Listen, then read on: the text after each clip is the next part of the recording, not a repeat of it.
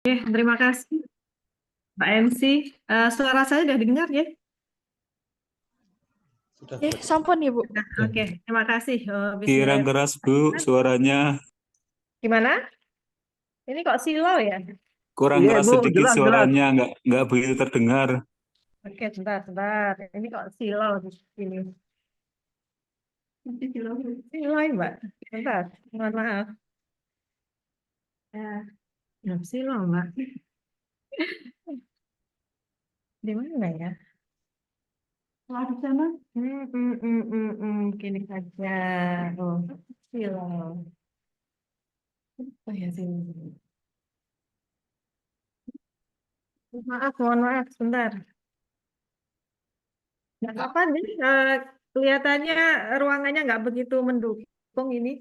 Semoga sambutan saya bisa didengarkan. Bismillahirrahmanirrahim. Assalamualaikum warahmatullahi wabarakatuh. Apa ya, Mbak? Waalaikumsalam. Wabarakatuh. Hmm?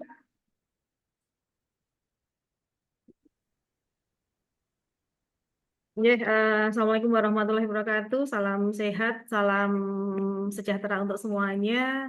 Kepada yang saya hormati, narasumber kita, Dr. Aulia Puspita Anugrayekti, SPT MPMSC, dosen Fakultas Peternakan Universitas Brawijaya. Pada yang FWUP,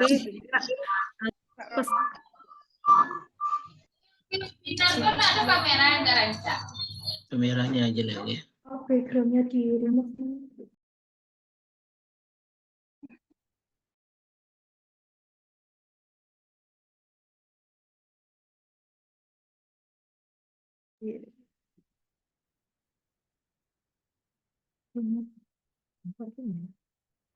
Mohon maaf untuk ada yang trouble mungkin di sini ya.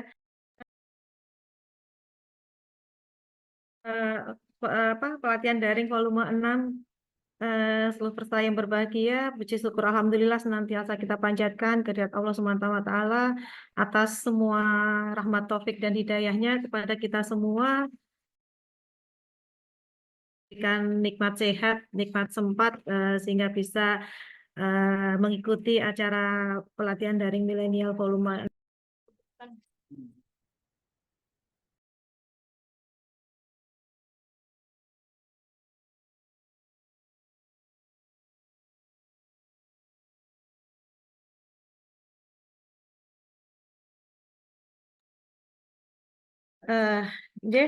Terima kasih seluruh peserta daring semuanya.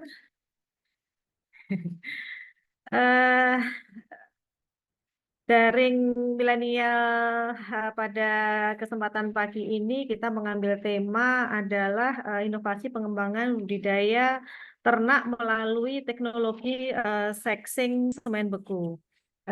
Seperti kita ketahui bahwa dalam rangka mewujudkan ketahanan pangan melalui penyediaan protein hewani khususnya ini terutama daging dan susu ini akan selalu menjadi isu seksi sepanjang tahun. Artinya bahwa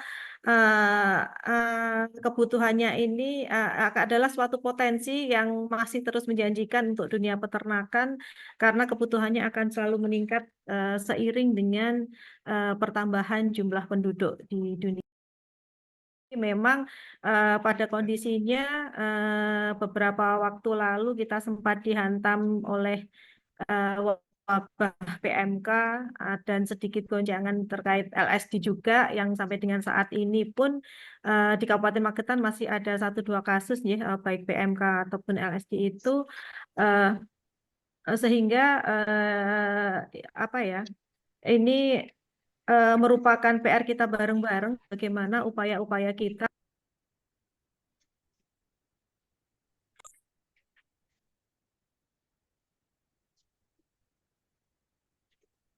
karena kenyataan nanti ini ternak pasca PKMK ini recovery-nya agak lambat di ternaknya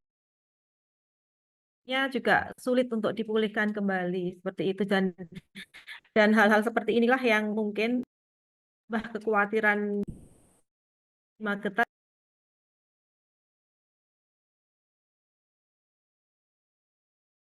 dulu berupaya di bidang peternakan, baik itu dari peternak dan karena ancaman PMK ini masih masih mengkhawatirkan ini ya, mereka masih khawatir untuk keberlanjutan usahanya, sehingga lebih peternak kami di Magetan lebih memilih untuk saving dana daripada untuk membeli ternak kembali. Semoga kondisi-kondisi ini yang bisa kita bisa segera kita atasi, bagaimana memulihkan kembali peternakan di di di semuanya, tidak hanya di Kabupaten Magetan, mungkin di semua wilayah juga juga mengalami hal yang sama seperti itu.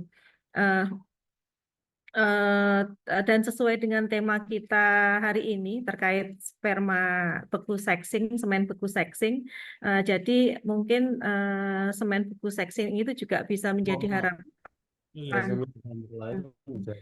kita semua memperbaiki peternakan kita dalam rangka memperbaiki produksi dan produktivitas peternakan. Karena memang dengan semen beku sexing ini kita lihat hasil IB-nya lebih sesuai dengan lebih presisi ya, lebih sesuai dengan kebutuhan peternak. Artinya karena semen beku sexing ini merupakan semen yang beku yang diproses khusus sehingga hasil IB-nya bisa disesuaikan dengan peternakan dengan sesuai dengan kebutuhan peternak. Saya rasa ini mungkin peternak akan lebih tertarik menggunakan semen beku sexing ini. Tapi memang masih butuh kepastian, butuh jaminan terkait produk atau kualitas dari semen beku sexing ini, juga keberhasilannya saat ini yang masih dalam proses ini ya, terus dalam proses pembenahan terkait perbaikan terkait semen beku sexing ini. Harapannya memang mungkin karena sesuai dengan kebutuhan peternak ya, jadi dengan peternak nantinya bisa menyesuaikan apa yang diharapkan dari mungkin pengennya jantan atau betina. Mungkin kita yang punya sapi perah harapannya hasil IB-nya adalah betina karena untuk melanjutkan produksi susunya, atau yang berupaya di bidang sapi potong, harapannya dengan IB sexing ini mungkin lebih cenderung ke jantan karena untuk meningkatkan harga jual ketika pedetnya jantan seperti itu. Jadi tetapi memang menurut informasi yang saya baca mungkin di Google deh, ada kegiatan kolaborasi dari BPIB Singosari dengan Brawijaya terkait semen beku sexing ini, bahwa keberhasilan di lapangan dari hasil yang saya baca itu kisaran di 80%. Kalau memang itu benar, tentunya ini yang ditunggu-tunggu masyarakat peternak kita ya. Tapi memang semoga ini progres uji-uji ini terus berprogres baik. Harapannya ketika memang sudah teruji, masyarakat peternak bisa mendapatkan jaminan sesuai harapan dan kebutuhan peternak itu terkait semen beku sexing ini. Jadi mungkin itu nanti mungkin secara detail lebih rinci bagaimana IB semen beku sexing ini. Beli apa Kita itu? akan hadirkan narasumber kita dari dosen Fapet Brawijaya, Ibu Dr. Aulia. Monggo nanti mungkin bisa lebih detail atau lebih diskusi lebih banyak di sana ketika ada paparan dan materi, nanti ada sesi diskusi di sana. Mungkin bisa dimanfaatkan sebaik-baiknya untuk menggali ilmu lebih dalam lagi. Dan saya juga mengucapkan terima kasih untuk Ibu Dr. Aulia atas kesempatan waktunya menjadi narasumber kami. Semoga ilmunya bisa menambah ilmu kami, yang jelas akan juga bermanfaat untuk para peserta daring pada kesempatan hari ini. Dan seluruh peserta, terima kasih sudah mengikuti daring ini. Semoga materi yang kita sampaikan di pagi hari ini bisa menambah ilmunya dan bermanfaat untuk semuanya. Terima kasih juga untuk panitia atas terselenggaranya pelatihan dari milenial ini. Semoga ke depan juga akan menampilkan materi-materi yang lebih menarik dan lebih lebih menyangkut fakta-fakta PR-PR kita terkait peternakan yang dihadapi oleh peternak kita. Nah, mungkin itu Nje. Terima kasih untuk seluruh peserta, narasumber, panitia. Semoga kegiatan kita di pagi hari ini bisa memberikan berkah, manfaat, dan selalu dalam ridho Allah Subhanahu wa Ta'ala. Salam sehat, salam semangat, dan jayalah peternakan kita, peternakan Indonesia.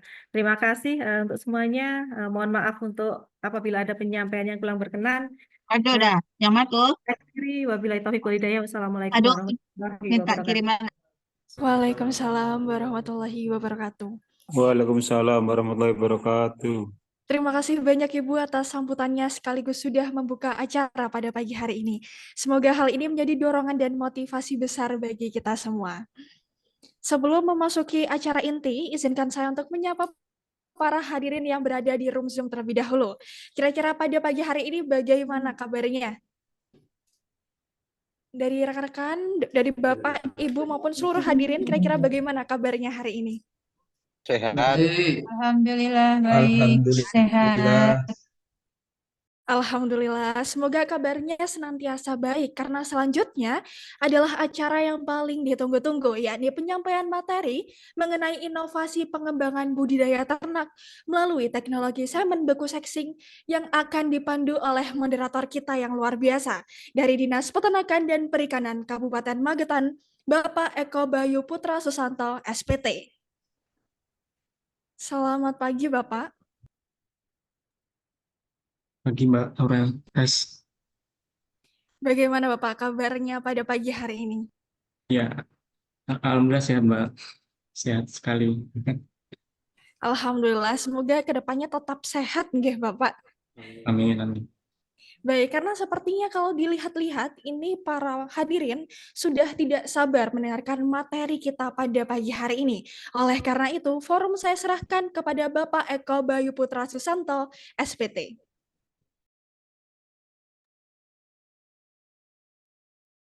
Baik, terima kasih atas waktu yang diberikan. Sebelumnya, Bismillahirrahmanirrahim. Assalamualaikum warahmatullahi wabarakatuh. Salam sejahtera untuk kita semua. Salam Om Swastiastu, Namo Buddhaya, Salam Kebajikan. Perkenalkan, nama saya Eko Prasetyo Besanto.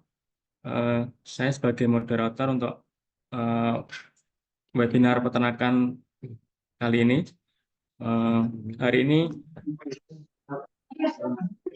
ini Dinas Peternakan dan Perikanan Kabupaten Magetan berkolaborasi dengan KKNT Universitas Brawijaya melaksanakan webinar peternakan dengan judul Inovasi Pengembangan Budidaya Ternak melalui Teknologi Semen Beku Sexing, yang nantinya narasumbernya kita datangkan langsung dari Fakultas Peternakan Universitas Brawijaya. Beliau adalah Dr. Aulia Puspita Anugrah Yakti, SPT, MP, MSc. Izin share screen untuk profil atau CV dari Bu Aulia.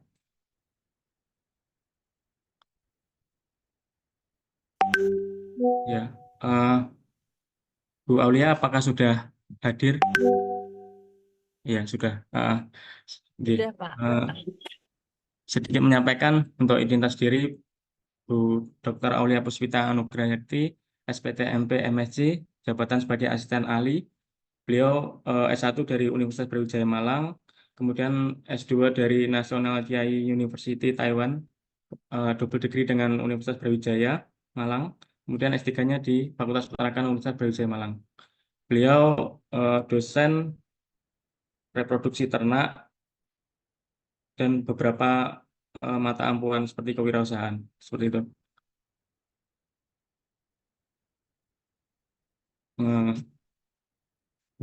Langsung saja nggih untuk materi inovasi pengembangan budidaya ternak melalui teknologi semen beku sexing nanti akan disampaikan oleh Bu Aulia untuk sesi pertama, kemudian sesi kedua nanti dilanjutkan sesi diskusi dari peserta.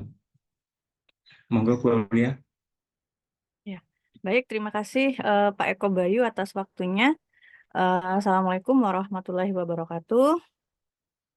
Yang saya hormati Ibu Dr. Hewan Nur Haryani selaku Kepala Dinas Peternakan dan Perikanan serta Bapak Ibu peserta webinar peternakan pada pagi hari ini. Eh, saya izin share screen dulu nggih, Bapak Ibu. Bentar.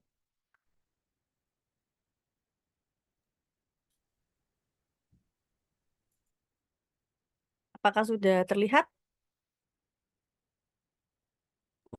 Sudah, Bu. Ya, baik. Ya. Jadi ini suara saya jelas nggih, Bapak Ibu?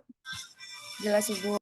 Ya, karena Jelas, kebetulan Bu. saya ini di Magetan, nanti siang juga ada pengabdian di Desa Jogotero juga tentang keberhasilan reproduksi di daerah tentang sapi potong seperti itu. Jadi saya sengaja berangkat agak pagi agar bisa mengisi webinar di pagi hari ini. Jadi saya sekarang posisinya di Magetan. Semoga saja sinyalnya bagus.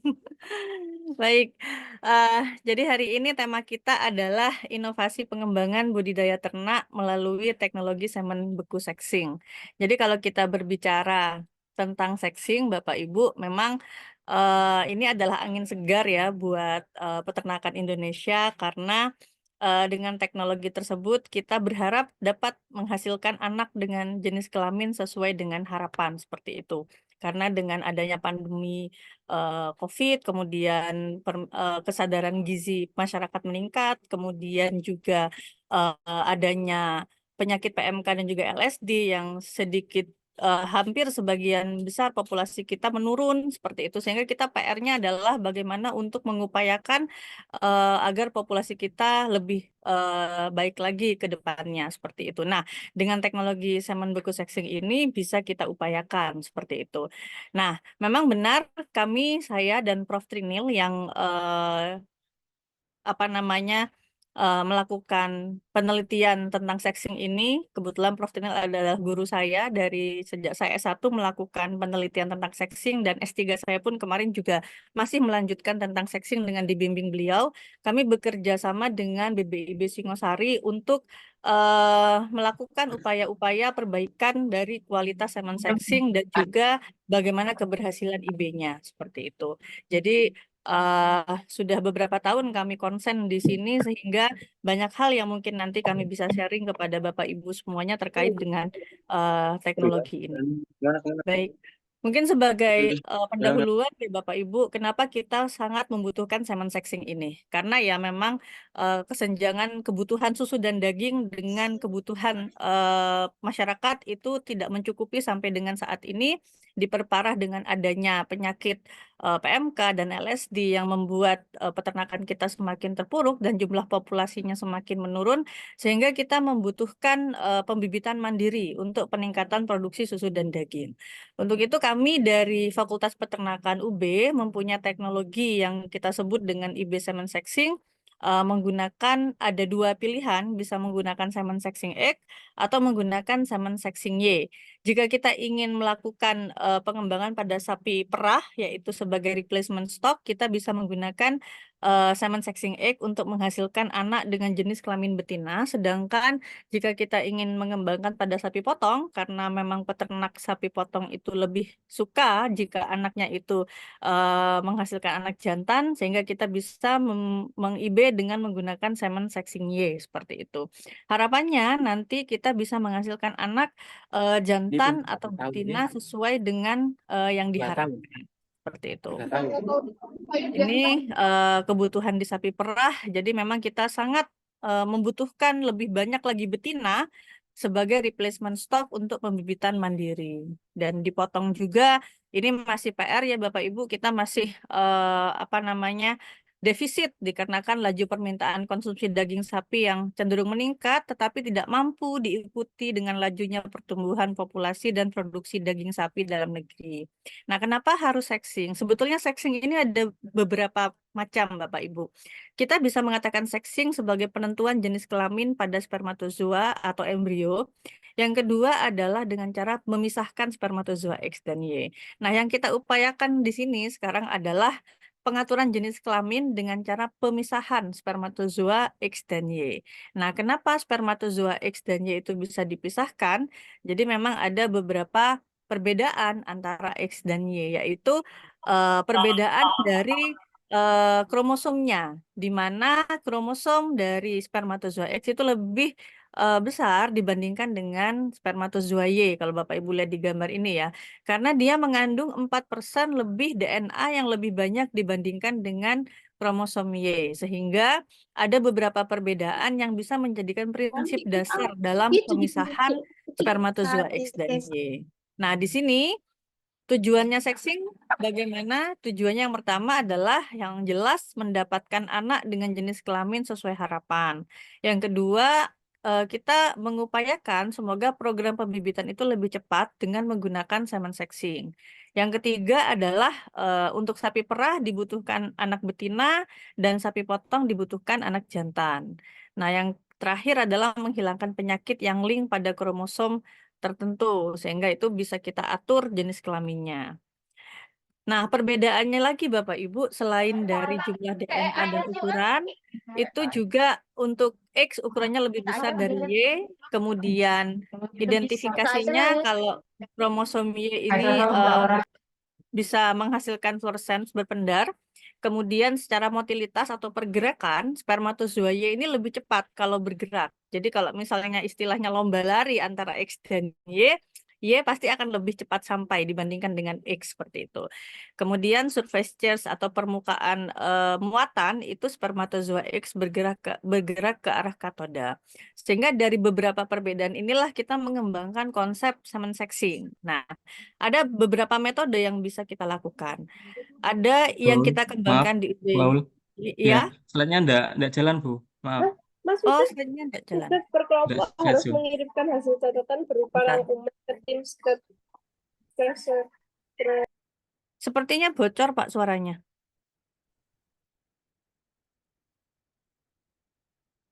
Sudah terlihat? Sampun. Sudah. Kalau di slideshow jalan nggak Pak?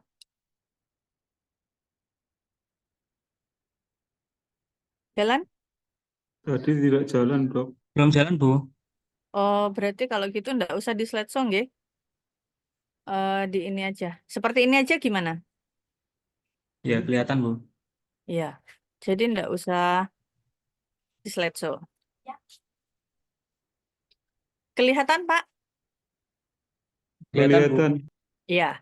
Baik, kita lanjut nggih Bapak Ibu. Tadi kita di sini jadi ada beberapa perbedaan dari karakter spermatozoa X dan Y. Dari mulai muatannya, dari mulai ukurannya, kemudian motilitasnya itu berbeda. Sehingga dari hal-hal tersebutlah maka kita bisa mengembangkan beberapa metode sexing. Nah, di sini kita bisa mengembangkan metode sexing dengan berbagai cara, tetapi ada syaratnya. Jadi syaratnya apa? Syaratnya adalah motilitasnya harus tetap tinggi. Jadi setelah kita melakukan sexing tidak boleh tiba-tiba kualitas semen bekunya itu rendah. Nah itu nggak boleh, berarti sexingnya tidak berhasil. Yang kedua adalah terjadi pemisahan. Jadi harus terjadi pemisahan. Kalau hasil akhirnya tetap 50-50 untuk hasil pemisahan spermatozoa X dan Y-nya, artinya ya seksinya belum dikatakan semen sexing. Jadi itu masih semen non sexing gitu ya. Berapa dikatakan minimal itu adalah semen sexing? Paling tidak minimal 70%. Kita katakan itu X, 70% X atau 70% Y seperti itu. Jadi standarnya seperti itu. Lebih bagus lagi jika di atasnya. Itu untuk semen bekunya. Jadi semen beku harus paling tidak memenuhi syarat motilitasnya yang sesuai SNI, yaitu motilitas individu 40%. Dan ada pemisahan, yaitu 70% X atau 70% Y. Baru itu disebut dengan semen beku seksi. Nah, untuk metodenya sendiri Bapak Ibu sangat banyak yang sudah berkembang di dunia dan sangat advance teknologinya itu biasanya adalah menggunakan metode flow cytometry. Ini, tetapi di kita masih belum sampai ke sini. Kita di sini kita menggunakan yang terakhir Bapak Ibu ada kolom Cevadex, sedimentasi albumin dan sentrifugasi gradien densitas per kol. Nah, untuk yang sentrifugasi gradien densitas per kol ini yang kemarin diproduksi oleh BBIB Singosari. Nah, metode ini kemarin dikembangkan oleh Prof. Trinil dan kemudian saya melanjutkan juga untuk riset ini. Nah, kemudian ini kami kembangkan terus sampai dengan sekarang untuk SGDP ini atau kita sebut dengan perkol. Kemudian kalau sedimentasi albumin yang di sini ini yang menggunakan metode albumin itu adalah di BBIB Lembang. Jadi BBIB Lembang menggunakan sedimentasi albumin menggunakan bovine serum albumin seperti itu. Nah, kalau kita menggunakan SGDP, Bapak Ibu, kita lihat secara singkat ya, ini tentang metode sexingnya. Jadi di sini ada 10 gradien yang bisa kita buat, kemudian kita susun menjadi satu tabung. Nah, jadi gradien inilah sebagai media pemisah. Gradien perkol ini sebagai media pemisah spermatozoa X dan Y. Nah, kemudian kita lakukan sentrifugasi. Nah, dengan melakukan sentrifugasi, nanti akan ada gaya sentrifugal yang akan membuat materi yang lebih berat akan terpental dan menuju ke bawah. Di mana yang bagian bawah ini adalah spermatozoa X. Karena tadi ingat bahwa spermatozoa X itu dia mempunyai berat yang lebih tinggi dibandingkan dengan spermatozoa Y. Nah, hasil akhirnya Bapak Ibu, kalau kita menggunakan metode sentrifugasi gradien perkol, ini yang bagian bawah, hasil akhir yang bagian bawah, lapisan bawah ini adalah X. Jadi nantinya harapannya kalau X ini diIB-kan akan menghasilkan lebih banyak betina dibandingkan dengan jantan. Sebaliknya, lapisan atasnya ini adalah sebagian besar adalah Y, sehingga ketika diIB-kan harapannya akan lebih banyak menghasilkan anak jantan seperti itu. Jadi perbedaannya di situ. Dengan menggunakan SGDP ini lapisan bawah adalah betina dan X dan lapisan atas itu adalah Y seperti itu. Nah, kemudian untuk metode sedimentasi albumin ini kebalikannya. Karena di sini kita tidak menggunakan pemisahan dengan sentrifugasi. Nah, kita di sini menggunakan pemisahan dengan cara inkubasi. Jadi, inkubasi sampai dia membentuk sedimen. Nah, di sini kita biasanya menggunakan, kalau di BBB Lembang menggunakan bovine serum albumin. Di sini kita mengembangkan dari UB menggunakan putih telur.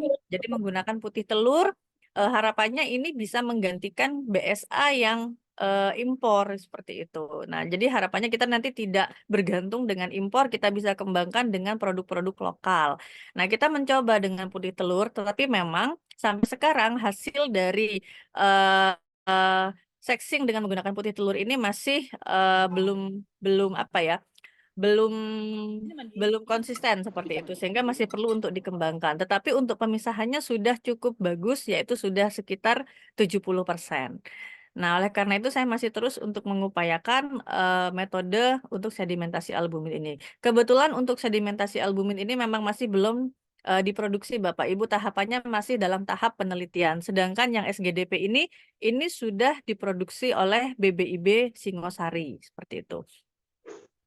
Nah, di sini kalau untuk yang sedimentasi albumin karena dia prinsipnya adalah inkubasi, jadi kita berdasarkan gerak spermatozoa. Tadi saya jelaskan sebelumnya bahwa motilitas dari spermatozoa Y itu lebih cepat lebih tinggi dibandingkan spermatozoa X. Sehingga kalau didiamkan, spermatozoa Y akan cepat sampai ke lapisan bawah dibandingkan dengan spermatozoa X. Sehingga hasil akhirnya di sini kita akan mendapatkan bagian bawah itu adalah Y yang berpotensi menghasilkan anak jantan. Sedangkan yang bagian atas ini akan menghasilkan spermatozoa X yang berpotensi menghasilkan anak betina seperti itu. Sama halnya dengan kita melakukan sedimentasi dengan menggunakan bovine serum albumin itu juga sama. Lapisan bawahnya adalah Y dan lapisan atasnya adalah X seperti itu Bapak Ibu. Jadi ini adalah metode yang sudah berkembang di Indonesia, terutama yang untuk sentrifugasi gradien densitas perkol yang sudah diproduksi oleh BBB Singosari. Nah, kembali lagi ketika kita ingin menghasilkan keberhasilan IB semen sexing yang tinggi itu tetap didukung oleh teknik-teknik IB-nya juga. Karena faktor-faktor yang mempengaruhi keberhasilan IB itu tidak hanya dari kualitas semen, tetapi juga dari fisiologi betinanya, kemudian dari deposisi semennya, keterampilan inseminator, kemudian juga dari manajemen pemeliharaan dari peternaknya. Nah, oleh karena itu Bapak Ibu, di sini ada kombinasi dengan implementasi IB-nya. Nah, seperti apa IB yang pas untuk melakukan IB semen sexing untuk menghasilkan keberhasilan yang tinggi? Nah, ada beberapa metode yang sudah pernah kita coba. Yang pertama adalah deposisi. Jadi deposisi itu adalah penempatan apa namanya semen ke dalam organ reproduksi betina. Nah, kalau kita ingin menghasilkan anak jantan, itu posisi IB atau deposisi IB harus lebih dalam dibandingkan dengan kita ingin menghasilkan anak betina. Jadi kalau melihat organ reproduksi, gambar organ reproduksi ini Bapak Ibu, untuk menghasilkan anak jantan yang lebih banyak, kita bisa mengupayakan deposisi di posisi 4+ atau di daerah kornua uteri. Tetapi jika kita ingin menghasilkan anak betina, kita lebih banyak mendeposisikan semen di daerah posisi 4 atau yang disebut dengan korpus uteri. Nah, kenapa? Karena jika kita mendeposisikan semen di posisi 4+, istilahnya tempat fertilisasi ini ada di sini Bapak Ibu. Jadi di ampullary isthmus junction. Jadi ketika kita mendeposisikan di sini, jaraknya antara tempat fertilisasi dan tempat deposisi semen ini sangat dekat. Sehingga istilahnya kalau kita lomba lari antara X dan Y, pasti yang lebih cepat sampai itu adalah yang Y. Seperti itu. Nah, oleh karena itu ketika kita mendeposisikan di posisi yang lebih dalam, maka spermatozoa Y berpotensi akan membuahi sel telur terlebih dahulu dibandingkan dengan spermatozoa X, sehingga nantinya anak yang dihasilkan akan lebih banyak jantan. Nah, dengan kita IB sexing yang pertama komposisi dari spermatozoanya sudah lebih banyak Y atau X-nya, sehingga komposisi peluang untuk spermatozoa X atau Y membuahi itu juga lebih besar. Nah, yang kedua kita kombinasikan dengan deposisi. Kalau kita deposisi di posisi 4+ dengan jumlah spermatozoa Y yang lebih besar juga, maka peluang untuk menghasilkan anak jantan ini akan lebih tinggi dibandingkan kita meng-IB di posisi 4 seperti itu. Ini sudah kami aplikasikan di sapi potong sebelumnya di daerah Tuban ya, dan juga kemarin di Kabupaten Malang. Jadi kita sudah melakukan IB dengan deposisi 4+ jika melakukannya di sapi potong. Nah, sebaliknya kalau kita melakukannya di sapi perah, karena kita berharap banyak yang lahir adalah betina, maka kita mendeposisikannya di daerah korpus uteri. Nah, kalau bisa dengan waktu yang tepat. Sehingga di sini jarak antara tempat fertilisasi yaitu ampullary isthmus junction dengan tempat deposisi ini agak jauh. Sehingga kalau agak jauh, spermatozoa itu sifatnya dia cepat larinya tapi cepat mati. Nah, harapannya ketika ini jaraknya jauh, maka dia belum sampai ke sini dia sudah mati duluan. Nah, gitu ya. Sehingga nanti yang sampai ini adalah spermatozoa X. Karena X itu meskipun dia itu lambat larinya, dia tidak cepat mati. Gitu. Dia lebih tahan hidup dibandingkan dengan spermatozoa X. Itulah dasar teori kenapa kita bisa melakukan untuk deposisi IB di daerah 4 di posisi 4 atau 4+ untuk menghasilkan anak dengan jenis kelamin tertentu. Sehingga dengan beberapa hasil penelitian kita menghasilkan beberapa istilahnya SOP ya Bapak Ibu ya, untuk melakukan IB sexing seperti itu. Nah, jika kita ingin melakukan IB sexing dengan menggunakan spermatozoa Y untuk menghasilkan anak jantan pada sapi potong, yang pertama kita harus tetap melakukan seleksi betina. Kenapa? Sebetulnya untuk seleksi betina ini tidak hanya untuk IB sexing. Semua betina yang harus di IB harusnya itu memenuhi standar kriteria paling tidak normal dengan BCS yang cukup lah gitu ya. Nah, berapa yang cukup? Paling tidak ya minimal 3 atau 4. 3 itu sebetulnya masih rendah, minimal 4 sebetulnya. Tapi kalau saya sudah keliling di berbagai daerah di Jawa Timur, itu jarang ada apa namanya BCS dengan rata-rata 3 seperti itu. Kecuali memang di sana intensif pemeliharaannya. Gitu ya. Jadi kebanyakan 1, 2, 3, 1, 2, 3. Nah, kalau 1, 2 pengalaman kami akan sangat sulit untuk menghasilkan kebuntingan. Jadi memang BCS sangat berpengaruh terhadap keberhasilan kebuntingan. Jadi akhirnya karena kita sulit mencari BCS 4 waktu itu betina, Sehingga kita buatnya adalah minimal 3. Tapi Mas Yai, alangkah lebih baik jika minimal 4 seperti itu. iya Dengan tadi skala tadi 1 Ina mau sampai konfirmasi 9. mantan dari Kemudian untuk towing, Bapak Ibu, nah towing tetap menggunakan sesuai SNI standar, yaitu 30 detik dengan suhu 36 sampai 37 derajat Celcius. Kemudian IB-nya di posisi 4 plus seperti tadi yang sudah saya jelaskan. Kemudian ada tambahan vitamin. Kita menggunakan vitamin ADE 10 mili. Kenapa harus ada vitamin? Karena ya itu, karena kita kemarin sudah terkena wabah, PMK, LSD, dan sebagainya. Sehingga banyak sekali betina-betina yang bekas dari mungkin dia sudah pernah terjangkit LSD atau dia pernah terjangkit PMK sebelumnya, itu akan sangat sulit pemulihannya dan akan sulit menghasilkan kebuntingan, sehingga perlu kita treatment. Meskipun kalau dibandingkan dengan sapi-sapi yang normal yang tidak pernah terkena penyakit sebelumnya, itu dia eh, tetap sapi-sapi yang normal itu tetap lebih bagus dalam menghasilkan kebuntingan. Tapi jika kita menginjek vitamin sebelum di IB, itu sangat signifikan meningkatkan keberhasilan IB dibandingkan kita tidak menginjek vitamin seperti itu. Nah, yang kedua adalah dengan implementasi semen beku seksing pada sapi perah. Nah, 3 tahun terakhir ini saya mulai ke sapi perah untuk menghasilkan lebih banyak anak betina. Nah, di sini untuk sapi perah kita seleksi BCS-nya paling tidak 2,5 sampai 3,5 dengan skala 1 sampai 5 dengan metode towing yang sama. Tetapi untuk IB-nya ini di posisi 4, jadi di posisi corpus uteri. Harapannya adalah dengan posisi 4 kita bisa menghasilkan lebih banyak betina dibandingkan dengan jantan.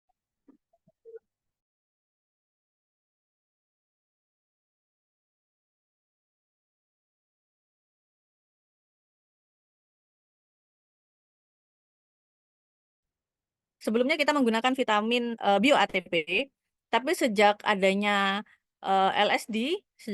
LSD dan kemudian PMK, kita mengganti dengan vitamin ADE seperti itu. Nah, Bapak Ibu, beberapa hasil riset kita di sapi potong itu pertama di Tuban. Nah, kami sudah melakukan kegiatan IB semen sexing di Tuban dari tahun 2017 sampai 2019 pada saat itu kebetulan didanai oleh Bank Indonesia. Secara 3 tahun berturut-turut, harapannya memang untuk menghasilkan sapi jantan yang lebih besar, yang lebih banyak seperti itu. Nah, metode yang saya tadi sampaikan, SOP tadi, ini sudah hasil penelitian beberapa tahun, Bapak Ibu sebetulnya. Jadi pada saat kami mengimplementasikan IB di tahun pertama, yaitu 2017, kami tidak memperhatikan faktor BCS. Jadi BCS-nya kita random, dari semua BCS kita IB. Pokoknya betinanya birahi aja. Jadi mau itu BCS 1, 2, 3, 4, kita pokoknya IB semua. Siapapun sapi betina yang birahi kita IB seperti itu. Itu yang di tahun 2017. Nah, kemudian selain kita memberikan vitamin, kita juga ada tambahan pakan, karena memang pakan itu harus kita push pada saat beberapa waktu yang genting. Yang pertama itu adalah pada saat sebelum dikawinkan, kemudian saat mau menjelang melahirkan, dan setelah melahirkan. Itu adalah waktu-waktu di mana pakan harus bagus untuk agar reproduksinya nanti bisa kembali cepat estrus kembali setelah melahirkan, kemudian untuk keberhasilan kebuntingannya bisa lebih tinggi seperti itu. Nah, di sini kami memberikan tambahan pakan konsentrat. Nah, di sini kita melakukan IB-nya single dosis dan double dosis. Pada saat itu kita mencoba single dosis dan double dosis. Nah, kemudian di tahun 2018 kita memperbaiki SOP karena berdasarkan hasil 2017 itu yang BCS 1-2 tadi sangat rendah hasilnya, bahkan hampir tidak ada yang bunting.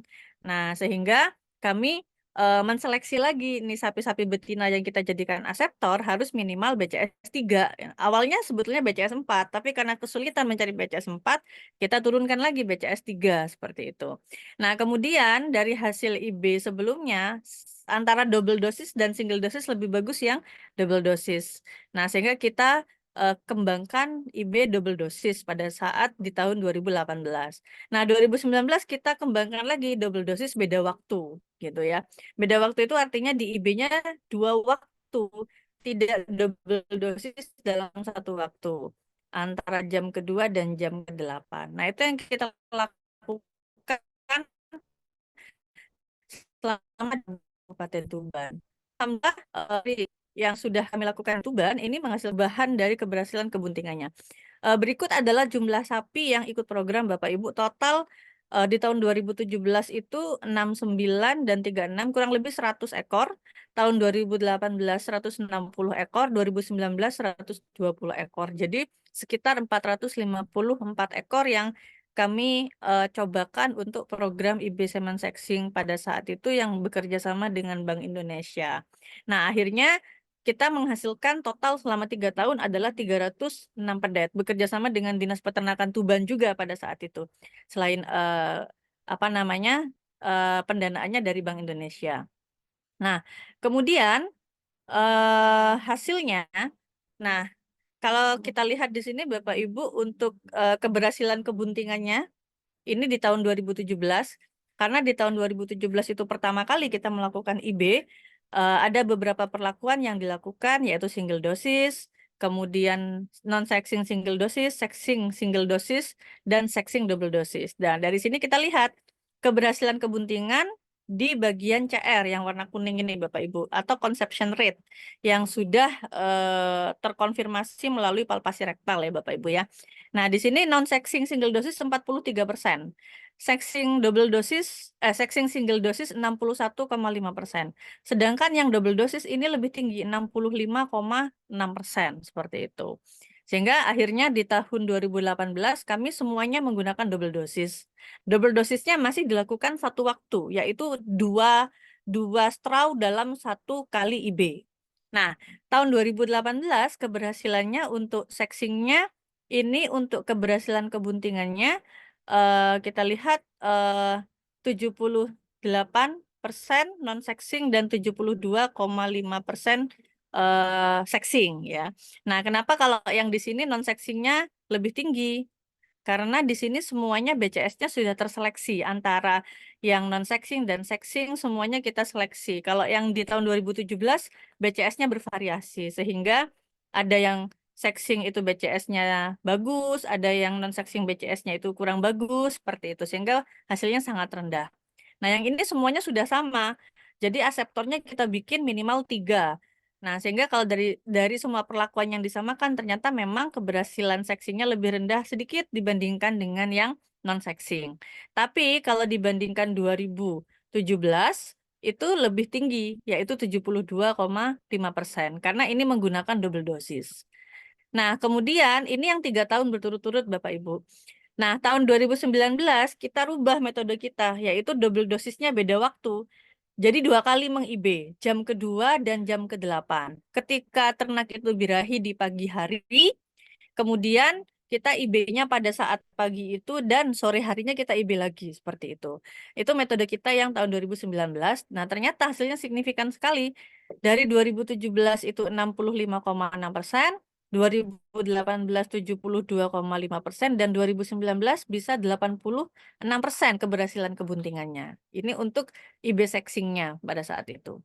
Nah, kalau Bapak Ibu bertanya, apakah IB sexing dan non-sexing itu lebih bagus? Non-sexing memang iya, harusnya memang lebih bagus non-sexing karena dari segi kualitas spermanya pasti non-sexing akan lebih bagus karena dia tidak melalui proses sexing atau tidak melalui proses pemisahan, disentrifugasi, dikasih bahan kimia perkol dan lain-lain itu tidak ada kalau semen beku non-sexing sehingga ketahanan spermatozoa, stres spermatozoanya lebih minim dibandingkan dengan yang menggunakan sexing seperti itu.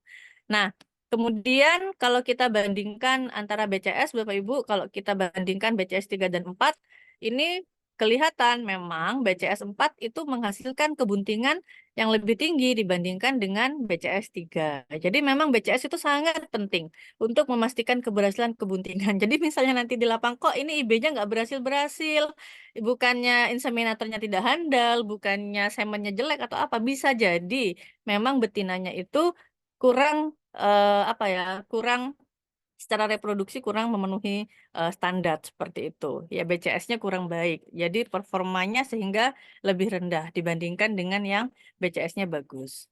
Nah, sekarang kalau kita lihat persentase kelahirannya Bapak Ibu.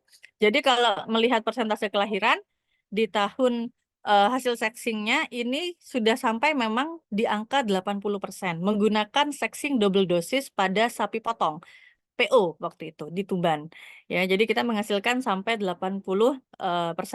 Jadi kalau kita merekomendasikan IB sexing, memang kita lebih merekomendasikan sexing double dosis beda waktu untuk menghasilkan kebuntingan yang lebih tinggi seperti itu. Jadi tidak semata-mata hanya menggunakan semen sexing saja. Tapi kalau kita menggunakan metode yang sama dengan non sexing, ini hasilnya lebih rendah untuk jantannya yaitu sekitar 54,17% gitu ya.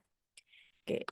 Nah, ini tadi hasil riset di sapi potong Bapak Ibu. Yang kedua kita sudah melakukan hasil riset di sapi perah. Kebetulan di daerah Pujon, Malang kita melakukan dan sekarang dilanjutkan dengan daerah Jabung, Bantur dan juga Ngantang bekerja sama dengan BBIB Singosari. Nah, ini kebetulan adalah topik penelitian S3 saya pada saat itu menggunakan 300 ekor sapi FH, semen sexing dan non sexing yang diproduksi oleh BBIB Singosari.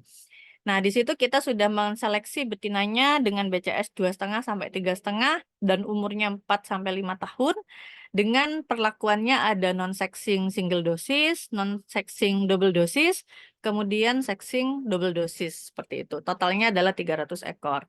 Nah, dari hasil penelitian di sini ini kami bisa menghasilkan rata-rata dari non-return rate itu antara P0, P1, dan P2 80% P0, kemudian 62% sexing, kemudian yang ini yang NRR1, kemudian turun NRR2. Nah, kemudian yang sexing ini, yang P2, yaitu 87% NRR1 dan 74% NRR2. Kebetulan di sini sexingnya lebih tinggi dibandingkan dengan non-sexing. Jadi, sexing double dosis dan ini adalah non-sexing double dosis. Jadi, kalau pada sapi perah, kalau kita mengaplikasikan seperti yang sapi potong, ternyata tidak pas. Jadi, akhirnya kemarin kita bisa mencoba single dosis ataupun double dosis gitu pada sapi perah. Nah, kalau di hasil penelitian saya double dosis sexing ini memang lebih bagus, jauh lebih bagus dibandingkan dengan single non sexing dan double non sexing. Nah, kemudian kalau dari conception rate atau yang sudah terkonfirmasi positif bunting, untuk hasil kebuntingannya di sini untuk sexing 60%, untuk non-sexing double dosis 56% dan non-sexing single dosis 59%. Nah, kemudian untuk sex ratio atau proporsi jantan betinanya, di sini kita menggunakan USG, Bapak Ibu. Jadi kita USG sebelum sapinya lahir, kemudian kita USG ketepatan jantan dan betinanya. Nah, di sini untuk hasil USG dihasilkan 82,93% betina, 69,33% betina di double non-sexing, di single non-sexing 72,89%. Nah, ini artinya ketika kita meng-IB dengan posisi 4 itu meskipun kita menggunakan non-sexing, ini potensi menghasilkan betina jauh lebih tinggi dibandingkan dengan deposisi yang lebih dalam seperti itu. Tapi jika kita bandingkan dengan sexing, dia jauh lebih tinggi yang sexing. Jadi dengan IB sexing itu meningkatkan peluang keberhasilan betinanya dibandingkan dengan non-sexing. Tetapi kalau kita mau IB non-sexing dengan deposisi yang pas, itu juga bisa meningkatkan keberhasilan jumlah betinanya seperti itu. Nah, kemudian ini hasil proporsi spermatozoa. Jadi proporsi spermatozoa itu kita cek Bapak Ibu menggunakan ukuran kepala dan dihasilkan bahwa di semen sexing X-nya itu ada 80% spermatozoa X di dalam situ. Nah, jadi itu artinya memang semen sexing yang diproduksi oleh BBIB pada saat itu memang sesuai, yaitu 80,79%. Nah, tetapi memang kita sekarang masih terus untuk berusaha mencari metode yang lebih tepat untuk mengidentifikasi spermatozoa X dan Y ini. Sehingga saya juga mengkonfirmasi dengan PCR. Nah, kalau PCR ini eh, kalau misalnya di sini ada satu pita yang di X ini, nah artinya dia tidak bisa mengamplifikasi yang spermatozoa Y karena jumlahnya sedikit. Nah, artinya ini menunjukkan bahwa spermatozoa X ini menghasilkan spermatozoa X yang lebih besar dibandingkan spermatozoa Y. Sedangkan di non-sexing di sini pitanya muncul dua-duanya, yang artinya di sini spermatozoa Y dan X-nya hampir sama besarnya, seperti itu. Nah, selain PCR, kita juga ada real time PCR kemarin. Nah, ini juga sama real time PCR. Kalau di sini menggunakan band visual ya. Kalau di sini kita menggunakan Checky value. Jadi Checky value-nya pada semen sexing X ini jauh lebih tinggi, yaitu 32,27 daripada semen non-sexing, yaitu 31,39, dan semen sexing lebih rendah lagi 29, yang artinya menunjukkan pada sperma X tadi itu jumlah spermatozoa Y pada semen sexing X lebih sedikit dibandingkan non-sexing dan semen sexing, yang artinya memang hasil dari semen sexing atau hasil pemisahannya itu memang sudah sesuai, yaitu proporsi spermatozoa X-nya itu lebih besar dibandingkan proporsi spermatozoa Y-nya. Jadi ketika kita melakukan penelitian tentang sexing, pasti kita pun juga akan melihat bagaimana proporsi spermatozoanya ini. Apakah memang sudah sesuai atau belum, seperti itu. Jika hasilnya masih di bawah 70, ya berarti belum bisa kita katakan itu adalah semen sexing. Seperti itu Bapak Ibu. Tapi kembali lagi untuk di lapang kita memang harus tetap mengupayakan IB itu apa ya namanya? Mengupayakan IB yang dapat mendukung juga keberhasilan IB untuk semen sexing, sehingga nanti hasilnya bisa apa ya, berkolaborasi satu sama lain sehingga sesuai dengan yang kita harapkan, seperti itu. Karena kembali lagi faktor-faktor yang mempengaruhi keberhasilan IB itu sangat bervariasi, sampai dengan sekarang pun saya masih mengkaji tentang faktor-faktor tersebut, itu masih sangat luas Bapak Ibu, seperti itu. Mungkin itu yang bisa saya sampaikan. Selanjutnya kita lanjutkan dengan diskusi mungkin Bapak Ibu. Terima kasih, saya kembalikan ke moderator. Assalamualaikum warahmatullahi wabarakatuh. Wassalamualaikum warahmatullahi wabarakatuh. Ya, terima kasih banyak Bu Aulia atas pemaparan materinya, sangat menarik sekali nggih Bapak Ibu peserta. Jadi persentase keberhasilan semen sexing ini mencapai 82,93% ya Ibu Aulia. Ya. Terus beberapa parameter yang menyebabkan keberhasilannya itu ada double dosis itu lebih efektif, kemudian BCS 4 gitu ya Bu. Ya. Ada pertanyaan Bu di kolom komentar.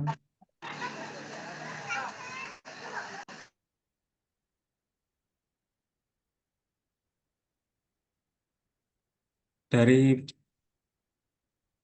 Pak Wiko, Papua Barat. Adakah semen beku sexing untuk babi di daerah kami, Papua, Ibu? Ya. Adakah semen yang untuk babi, Bu? Untuk semen babi kita belum pernah mencoba, Pak. Tapi saya rasa secara prinsip bisa dilakukan sexing seperti itu. Ya. Yang sudah pernah kita coba ini kambing dan domba sekarang.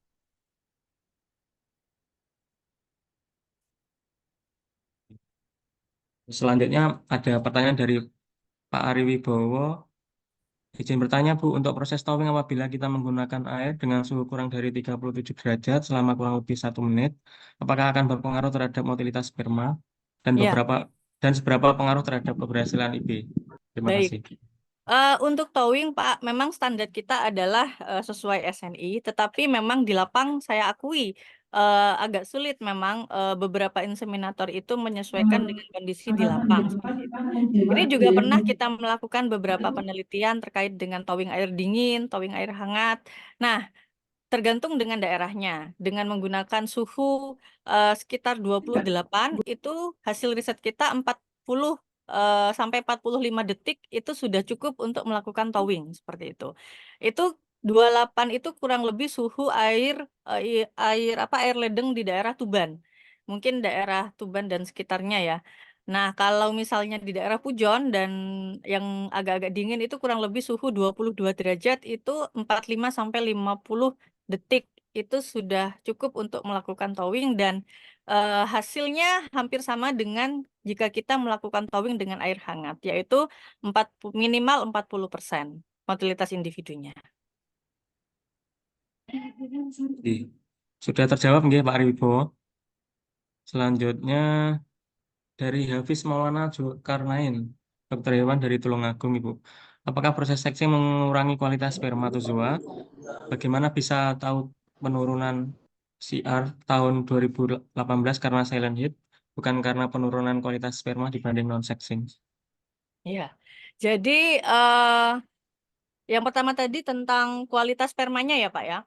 Nah, Iya. memang kalau untuk proses sexing pasti akan menurunkan kualitas spermatozoa, itu tidak bisa kita hindari Pak. Karena spermatozoa, semen-semen yang tidak dilakukan proses sexing saja atau processing semen beku saja, dia akan mengalami heat shock dan cold shock ketika dilakukan processing dari mulai penurunan suhu, dari mulai dia suhunya hangat sampai ke suhu beku seperti itu. Di setiap tahapan akan ada cold shock dari spermatozoa yang mengakibatkan stres dan kemudian penurunan motilitas. Nah, di sexing itu nanti ada tambahan processing lagi, yaitu pemisahannya atau proses sexingnya. Nah, tadi kalau kita menggunakan metode SGDP yang dilakukan oleh BBIB beberapa tahun kemarin, nah di sana ada proses sentrifugasi. Nah, proses sentrifugasi ini kecepatan dan waktunya memang sudah kita sesuaikan, tidak boleh terlalu tinggi ataupun terlalu rendah, yaitu 2250 rpm selama 5 menit, agar tidak merusak sel membran dari spermatozoa itu sendiri gitu. Jadi kalau dibandingkan dengan non-sexing, pasti kualitas sperma sexing akan lebih rendah dibandingkan dengan non-sexing, karena ada proses pemisahan tadi. Gitu, Pak. Kemudian yang kedua tentang Consumption rate tahun 2018 kok. iya, Iya, karena silent hit. Ada penurunan, penurunannya. ya ada penurunan. 2018. Ini untuk yang kalau conception rate itu sebetulnya kalau kita membandingkan conception rate dari 2017, 2018, 2019 itu ada peningkatan, Pak. Jadi bukan menurun tapi meningkat. Dari 65, 72 dan terakhir 82 untuk CR-nya. Nah, yang dimaksud dengan silent hit tadi mungkin penurunan NRR. NRR 1, NRR 2, kemudian ke conception rate. Itu memang ada silent hit di situ. Kenapa bisa tahu? Karena kita merunut dari sejak pertama kita meng-IB, itu kita catat kapan dia ada tanda-tanda estrus lagi. Itu kita amati terus NRR 1, 18 sampai 21 hari setelah IB pertama, kita lihat setiap hari sapinya, apakah ada tanda-tanda birahi atau tidak.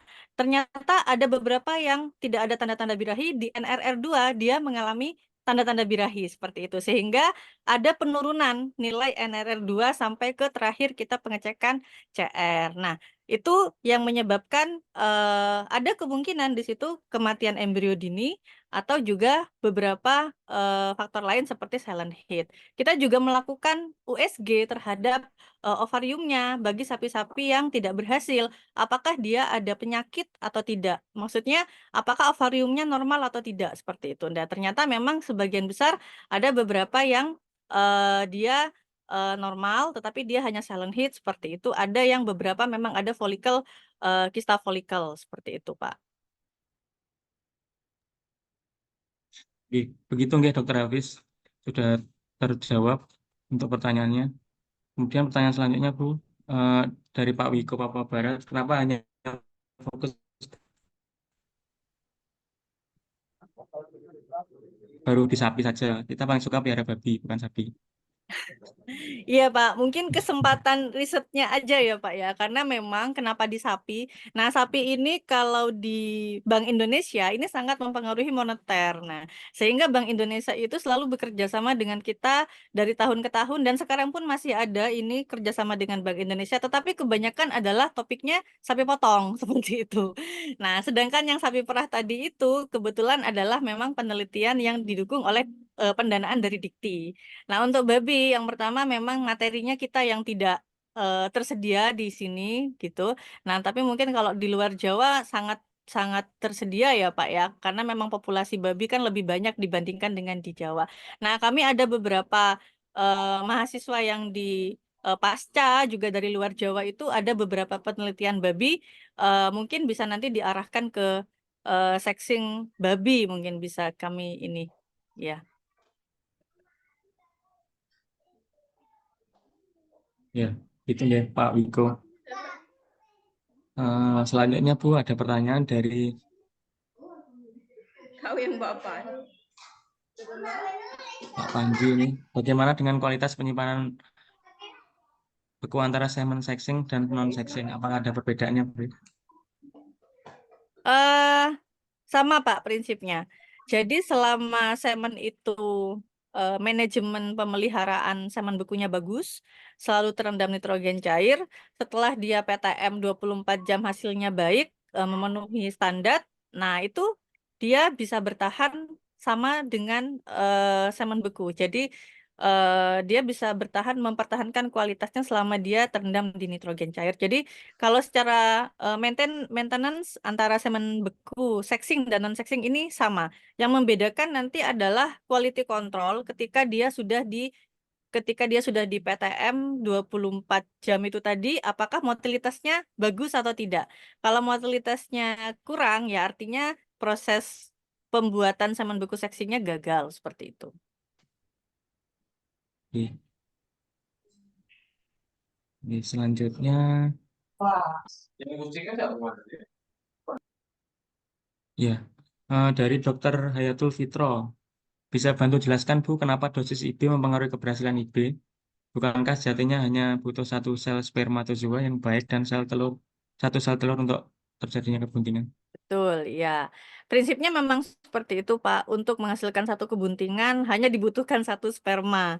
Tapi masalahnya adalah dalam proses fertilisasi itu kan prosesnya sangat panjang ya, Pak ya.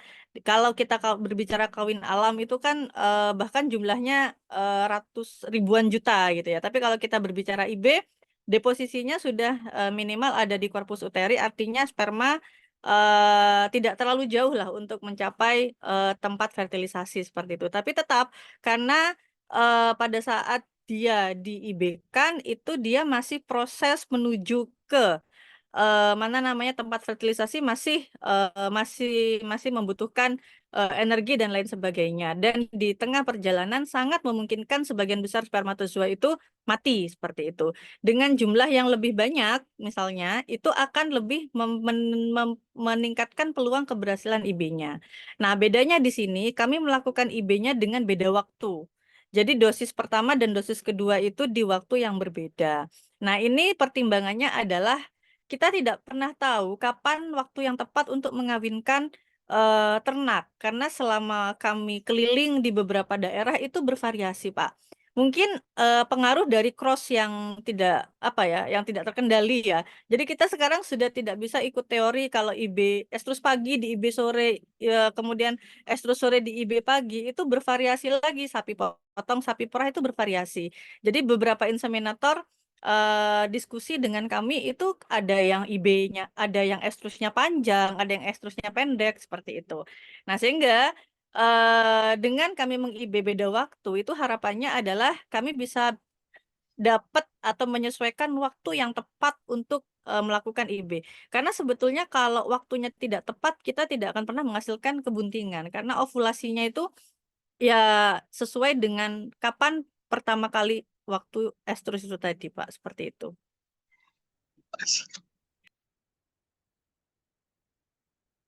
Wah, ini sulit-sulit pertanyaannya ini. Iya, sepertinya expert semua Bu. Iya, expert petugas semua ini sepertinya. inseminator Saya semua saya ini, yang Bu. harus belajar. Iya. Nggih, nggih. Monggo, Ya. ada lagi Pak Eko? Mungkin ada yang mau bertanya lewat ini video cam. Ya, langsung. Ada yang bertanya langsung. Oh ya, lanjut Bu ya. Iya, iya. Masih banyak sekali nih Bu. Oke. Nggih. Semoga terjawab semua. Izin bertanya dari Pak Irfan, DKP 3 Kota Serang. Mungkin terlewat tadi pembahasannya alasan pengulangan kedua double dosis di jam 8. Karena apa, Bu? Oh Terima ya, ini kasih. mungkin sudah saya jawab di pertanyaan sebelumnya, Pak, Ini. yang barusan ya. Terkait Iya. waktu estrus dan waktu ovulasinya.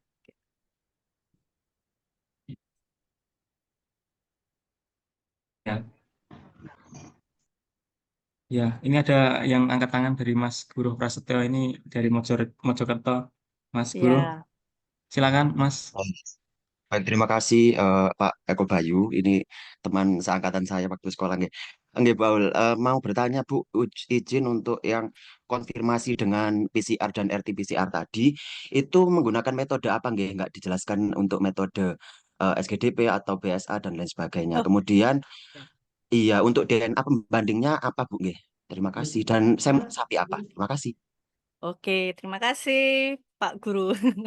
Oke, nah jadi kalau yang tadi saya tunjukkan datanya itu adalah hasil dari sapi FH menggunakan gen SRY sebagai pembandingnya. Tadi menggunakan metode SGDP, jadi sentrifugasi gradien densitas per kol, seperti itu Pak. Baik, terima kasih Bu. Oh Ya, iya Bu, untuk kan tadi ada masih sedikit ya untuk konfirmasinya di X itu masih ada yang Y. Dan apakah itu betul. juga nanti akan mempengaruhi eh, mempengaruhi tingkat kelahiran nanti itu kadang bisa jantan pada sapi perah gitu kan karena masih ada sedikit Y-nya dan masih Ya, 29% sekitar. betul. Ya, betul Pak. Jadi oleh karena itu kita tidak bisa mengatakan dengan sexing 100% ini jantan semua yang lahir. 100% ini betina semua yang lahir itu tidak. Kenapa? Karena tadi yang saya tunjukkan hasilnya memang tidak bisa 100% itu X semua atau Y semua seperti itu. Jadi kita bisa mengatakan ini semen sexing minimal adalah 70%. Kalau lebih bagus lagi jika di atas 70% atau 80% tadi. Tetapi masih ada 20% yang isinya itu adalah misalnya kita mau meng-IBY ada 20% itu X sehingga itu masih sangat mungkin yang akan membuahi adalah yang spermatozoa X itu sehingga yang awalnya kita berharap keluarnya jantan ternyata keluarnya betina itu masih sangat mungkin Pak. Oleh karena itu kita memang harus melihat dari sisi persentase gitu ya. Berapa persen lahir jantan, berapa persen lahir betina seperti itu. Baik, terima kasih Bu Aul atas pencerahannya. Ya. Semoga bermanfaat dan barokah. Terima kasih Pak Terima Eko. kasih. Ya, terima kasih Mas Guru. Sudah terjawab nih Mas Guru. Ya, Siap matur suwun Pak Eko. ya, ya Mas Guru. Nanti mungkin ada pertanyaan lagi bisa ditanyakan lagi Mas Guru kalau ada yang ini penasaran. Ya, lanjut Bu ya. Di kolom komentar masih ada banyak sekali pertanyaan ini Bu Aul. Izin bertanya dari Pak Dodi Mahlil Furkon. Untuk waktu IB di pagi hari dan sore hari apa berpengaruh pada jenis kelamin jika di IB menggunakan sexing ya mungkin ya? Straw sexing ya? Mm-mm. Iya. Kalau IB pagi atau sore tidak berpengaruh, Pak. Yang lebih berpengaruh adalah jarak antara IB-nya lambat atau IB-nya awal, seperti itu. Jadi misalnya estrusnya muncul kapan pertama kali, kemudian di IB lambat atau di IB cepat. Kalau di IB cepat lebih besar potensinya yang lahir adalah jantan. Kalau di IB lambat lebih banyak potensinya adalah betina.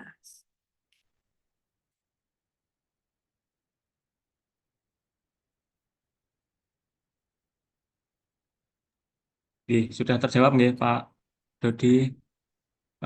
Selanjutnya ada pertanyaan dari Pak Ahmad Ridho dari Lombok Bu. Apakah ada mitos apakah benar jam-jam IB itu berpengaruh pada jenis kelamin ternak? Eh, Mungkin sama dengan yang barusan ya Pak ya. Jam IB, maksudnya kalau waktu IB itu tidak berpengaruh, tapi yang lebih berpengaruh adalah itu tadi, kapan estrus pertama kali muncul, nah itu apakah dia di IB awal atau di IB lambat seperti itu. Jamnya mungkin mengikuti jam estrusnya, bukan jam pagi, jam sore, jam siang, nggak seperti itu. Jadi dasarnya adalah kapan dia muncul estrus. Nah, memang kebanyakan peternak tidak paham kapan pertama kali muncul estrus pada ternaknya. Nah, oleh karena itu kami mencoba inovasi dengan double dosis beda waktu adalah untuk mengantisipasi hal tersebut. Artinya adalah jika peternak itu tidak tahu kapan dia estrusnya, ketika dia sudah laporan estrus ya kita IB secepatnya. Setelah itu kita IB lagi ulangannya agak yang kedua dengan jarak kurang lebih 8 jam seperti itu.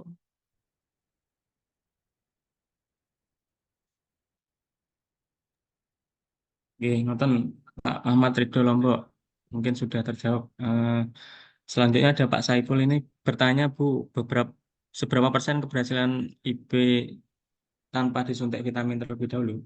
Ya, sebetulnya kami belum kalau data yang pasti berapa, kita belum pernah melihat data validnya, tetapi kita membandingkan dengan metode yang dilakukan inseminator secara umum, gitu. Jadi kan ada beberapa inseminator yang dia punya catatan. Nah, keberhasilan IB-nya sebelumnya seperti apa dengan tanpa pemberian vitamin dan lain sebagainya. Nah, sedangkan pada saat kita melakukan treatment, kita sudah semuanya kita kasih vitamin. Jadi semuanya kasih vitamin dan kemudian kita bandingkan dengan yang dari inseminator yang tidak diberikan vitamin. Nah, itu memang berbeda cukup jauh seperti itu.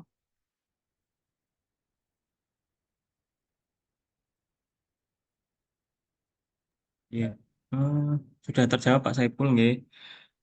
Selanjutnya ada pertanyaan dari Pak Suwarno. Mohon diperkenankan untuk sexing X 70% apa pasti lahir pedetnya betina?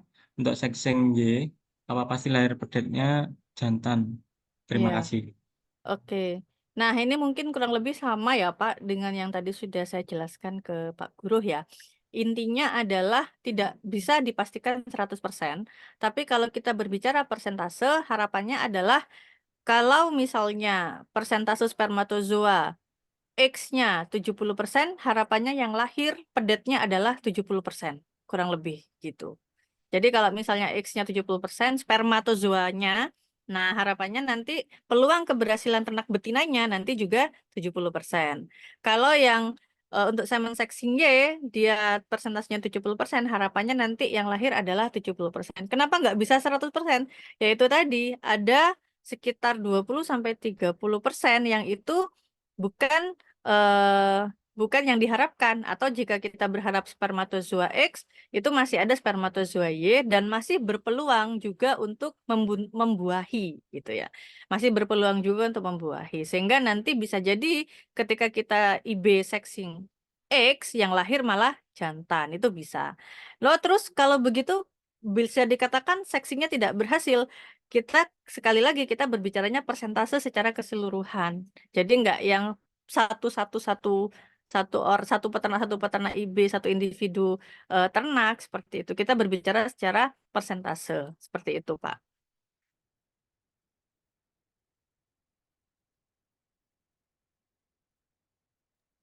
Ya, sudah terjawab nggih untuk Pak Suwarno. Selanjutnya ada pertanyaan lagi Bu dari Iva Mutia. Izin bertanya, apakah diperlukan pengencer khusus untuk memproduksi semen beku sexing? Baik, kalau untuk pengencer sebetulnya tidak spesifik ya Bu ya. Pada awalnya kita melakukannya dengan Andromed. Jadi pengencer Andromed itu karena dia bentuknya instan dan bening, sehingga ketika kita membuat gradien per call itu akan terlihat jelas tingkatan-tingkatan gradiennya. Sehingga kita menggunakan Andromed dengan motilitas yang cukup bagus, dengan keberhasilan pemisahan yang juga cukup bagus, yaitu sekitar 80%. Nah, tetapi kemarin di BBIB Singosari mereka menggunakan trisaminometan dan ternyata hasilnya pun juga bagus seperti itu. Nah, sehingga kesimpulannya adalah untuk pengencer ini sebetulnya tidak saklek harus Andromed atau saklek harus tris, tapi Tetapi yang menjadi prinsip adalah berat molekul antara semen dan gradien itu harus sama, sehingga ketika semen dimasukkan dia nggak jatuh gitu. Jadi itu yang harus dipertimbangkan untuk pengencernya gitu. Jadi bisa menggunakan trisaminometan bisa, atau mau dicoba skim milk juga bisa. Syaratnya kalau mau mencoba pengencer yang lain itu tadi motilitasnya tetap bagus dan hasil pemisahannya bagus. Sejauh ini yang sudah pernah dicoba adalah kalau SGDP itu perkol menggunakan andromet dan trisaminometan, sedangkan yang albumin atau BSA menggunakan skim milk itu yang sudah pernah dicoba.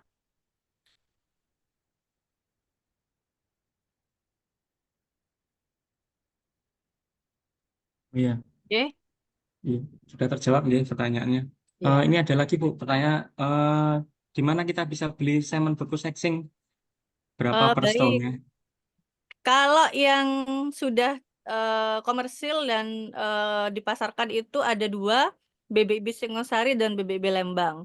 Untuk BBIB Singosari kemarin itu menggunakan SGDP, tetapi ini lagi mencoba menggunakan metode sedimentasi albumin. Kalau harganya kurang lebih hampir sama ya, sekitar 36.000 per straw kalau nggak salah. Di Lembang juga seperti itu. Kalau di Lembang dia menggunakan metode sedimentasi albumin. Gitu, Pak. Kalau ingin melihat beberapa keberhasilan semen sexing, pemisahan, ataupun IB, bisa mungkin mencari di jurnal-jurnal yang sudah saya terbitkan itu banyak saya apa namanya mempublikasikan untuk keberhasilan IB dan juga pemisahan.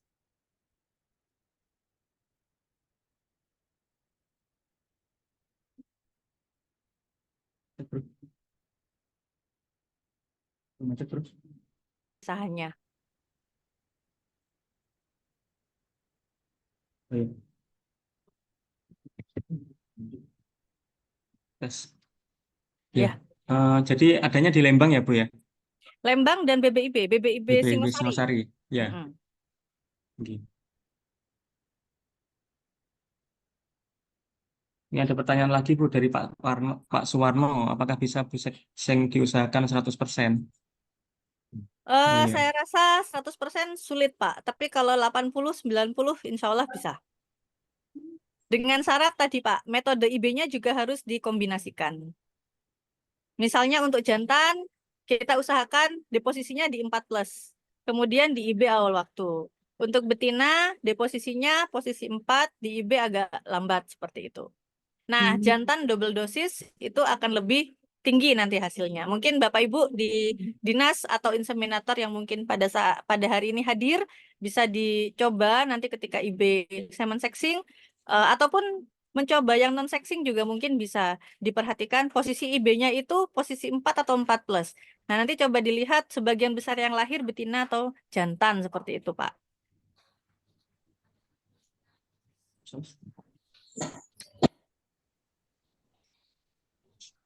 Ya, sudah terjawab ya Pak Warno. Ada pertanyaan lagi Bu ini dari Dintantan Rembang. Bu Jizah. Izin bertanya Bu, apakah jenis pakan yang dikonsumsi pejantan ikut mempengaruhi produksi spermatozoa X dan Y? Ya, kalau ini saya belum pernah melakukan risetnya ya, Bu. Jadi saya belum bisa menjawab dengan pasti. Tetapi ketika kita mengecek semen yang ditampung pada semen segar pada beberapa individu bangsa sapi perah ataupun sapi potong, itu rata-rata komposisi spermatozoa X dan Y-nya itu 50-50. 4951, 50-50 seperti itu. Jadi rata-rata persentasenya itu cenderung 50-50 gitu Bu. Kalau yang semen segar yang baru ditampung dari pejantan, beberapa jenis pejantan yang pernah kami tampung seperti Limousin, FH, kemudian sapi Bali, Belgian Blue, dan beberapa sapi yang lain seperti itu. Ya, sudah terjawab ya Bu Ziza. Terus ada lagi Bu, ini ada pertanyaan untuk perkembangan IB sexing di kambing dan domba, apakah tingkat keberhasilannya sudah 80% juga atau gimana? Itu Bu. Ya, Untuk di kambing dan domba kita masih belum mencoba sampai IB-nya, Pak. Belum sampai ke IB-nya. Jadi ini masih akan melakukan proses masih diproses sexing spermatozoanya seperti itu. Tapi ini sudah ada beberapa permintaan misalnya di Dorper itu pengen mencoba untuk sexing egg seperti itu karena mereka lebih banyak berharap yang lahir adalah betina seperti itu. Jadi kalau untuk riset IB masih sangat terbatas untuk kambing dan domba. Oh iya, baik Bu. Ya. Tahun ini kami juga masih konsen di sapi, tapi juga akan mencoba untuk yang kambing dan domba seperti itu. Ini baik, sudah terjawab nih. Masih ada beberapa waktu, mungkin ada yang raise hand, bisa tanya langsung mumpung ada pakarnya, Bu Aulia. Monggo, yang mau bertanya langsung.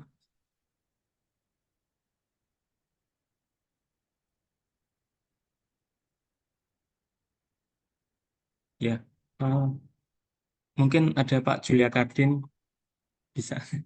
Pak Julia Kardin ini aktif sekali ini. Dari vol 1 sampai vol 6 beliau selalu hadir dan berpartisipasi. Terima kasih antusiasnya Pak Julia Kardin. Eh, Baik, terima kasih Pak Eko.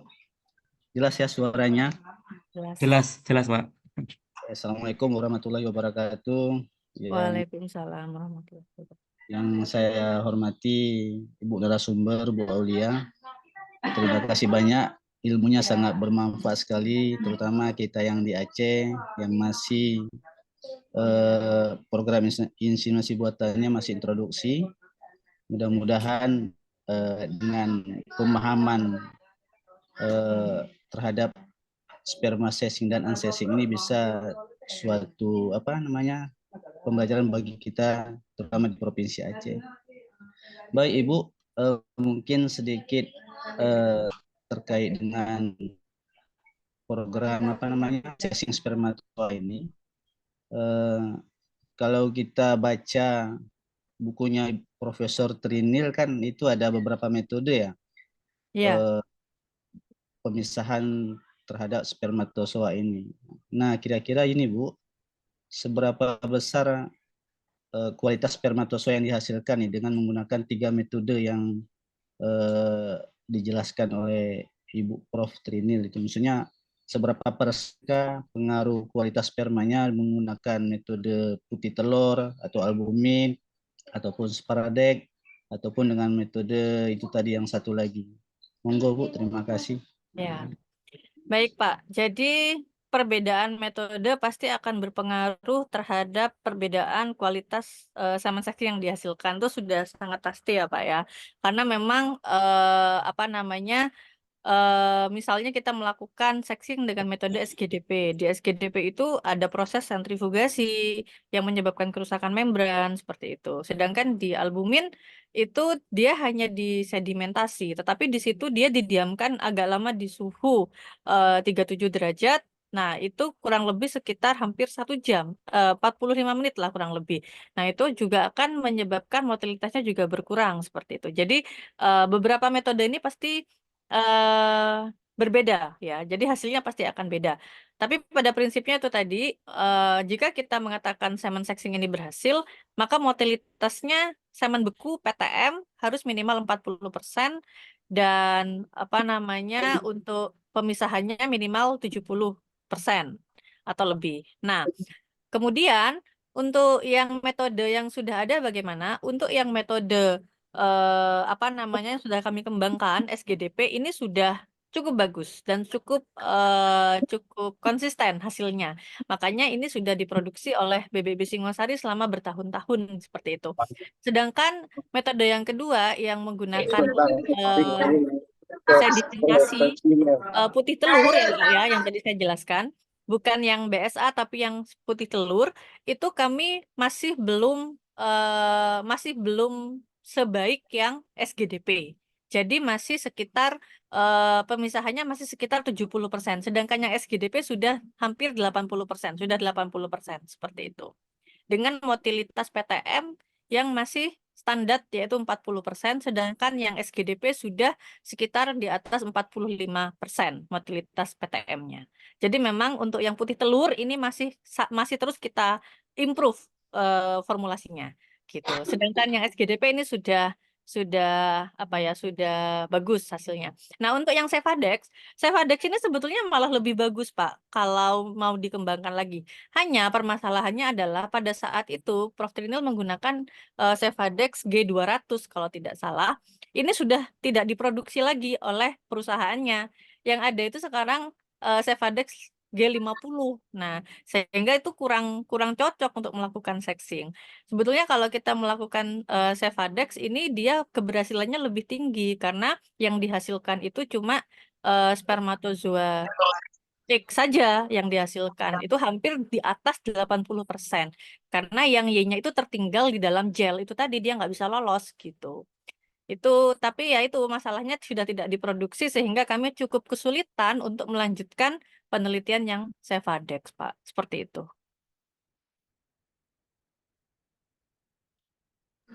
Baik, terima kasih Bu Aulia Ya, ilmunya. Semoga sama-sama Bapak. ya, Assalamualaikum. Waalaikumsalam warahmatullahi wabarakatuh. Ya, Waalaikumsalam warahmatullahi wabarakatuh. Terima kasih Pak Julian tadi sudah terjawab pertanyaannya. Nggih. Yang sudah bergabung juga ini ada Pak Harun Rosidi dari Dinas Peternakan dan Perikanan Kabupaten Magetan. Beliau juga eh, salah satu petugas yang expert di bidang inseminator buatan. Pak Harun, mungkin ada pertanyaan yang mau disampaikan?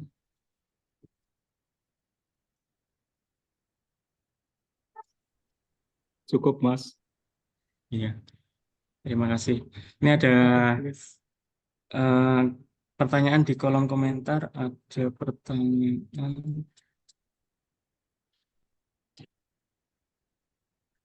Oh, pertanyaannya panjang ini, Bu. Izin bertanya, pengaruh pengencer semen terhadap keberhasilan IB. Kenapa semen yang pakai pengencer tris aminometan recovery dari setelah towing lebih lama dibandingkan dengan susu skim? Mungkin gitu ya pertanyaannya. Dari Mas Valis Pradipta. Iya, pengaruh pengencer semen terhadap keberhasilan IB. Kenapa semen? Nah, kalau pengalaman saya malah sebaliknya, malah yang menggunakan skim itu yang recovery rate-nya agak lama dibandingkan yang menggunakan TRIS seperti itu. Nah, ini memang tergantung ya Pak ya. Jadi ada apa namanya, kalau yang skim itu memang dibilang dia agak lambat pergerakannya, tetapi dia tidak cepat mati seperti itu. Nah, kalau yang TRIS ini kalau saya lihat di mikroskop dia lebih lebih cepat recovery rate-nya dan larinya lebih kencang. Kalau saya lihat itu dia lebih jernih seperti itu. Hasilnya kalau saya cek di bawah mikroskop. Tetapi masing-masing BIB ini kan dia sudah punya pakemnya masing-masing. Maksudnya metode yang sudah mereka kembangkan masing-masing seperti itu. Jadi kalau mereka sudah menggunakan TRIS, artinya mereka sudah mengimprove formulasi TRIS-nya itu sehingga eh, itu kualitasnya bagus dan dapat meningkatkan motilitas spermatozoa. Nah, kalau saya lihat sebetulnya tidak masalah. Yang penting adalah ketika di towing itu dia masih memenuhi standar SNI yaitu 40%. Prinsipnya itu sih, Pak. Kalau dia bisa kembali PTM-nya itu di atas 40 itu sudah cukup untuk memenuhi untuk diIB-kan. Nah, tetapi jika lebih dari itu akan lebih baik. Seperti itu.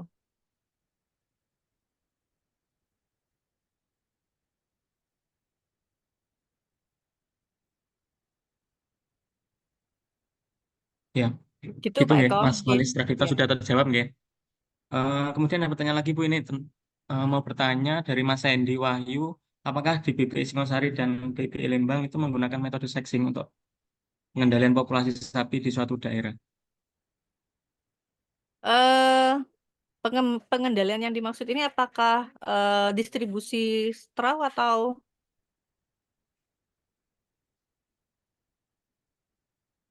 bagaimana? Halo, Mas Hendy bisa bergabung? Memang dia WHO dari bilang apa kan kuatnya.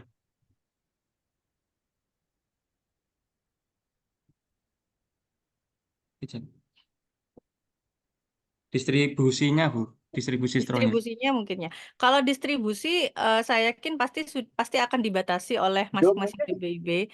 Nah, terkait dengan salmon sexing ini memang juga mesti apa ya namanya tercatat seperti itu ya Pak ya. Jadi memang ini tidak ada beberapa daerah yang mungkin tidak mendapatkan sexing, ada yang mendapatkan tergantung dari eh, yang apa dinasnya seperti itu. Apakah ada apa ya namanya program IB sexing atau tidak seperti itu.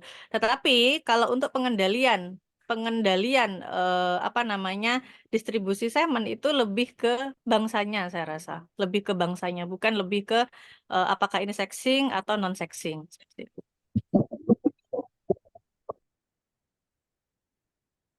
Ya, bagaimana Mas Hendy? Sudah terjawab nggih? Ya, selanjutnya ini sudah ada yang bergabung lagi Bu dari Mas Ari Wibowo, Mas Fitnah Disenakan. Mm-mm. Mas Ari, mungkin ada yang perlu disampaikan atau ditanyakan ke Mbak Uli. Oke, terima kasih Pak Eko atas waktunya. Ini Bu, kita di Magetan jujur saja setelah masa pandemi PMK ya, itu kita mengalami penurunan populasi sapi. Ya, terus pasca PMK itu kebanyakan sapi-sapi betina itu juga mengalami penurunan tingkat kesuburannya. Jadi ini yang saya tanyakan adalah di luar tema ya. Apa kiat kita untuk mengembalikan itu populasi sapi selain kita impor sapi baru? Bisa nggak kita mengembalikan tingkat kesuburan untuk sapi betina itu? Ya, terima kasih Pak Ari atas pertanyaannya. Jadi memang PR kita bersama ya Pak, itu apa namanya mengembalikan populasi kita seperti pada saat sebelum PMK. Sebelum PMK saja populasi kita sudah masih sangat kurang. Nah, sekarang ditambah PMK lebih kurang lagi seperti itu.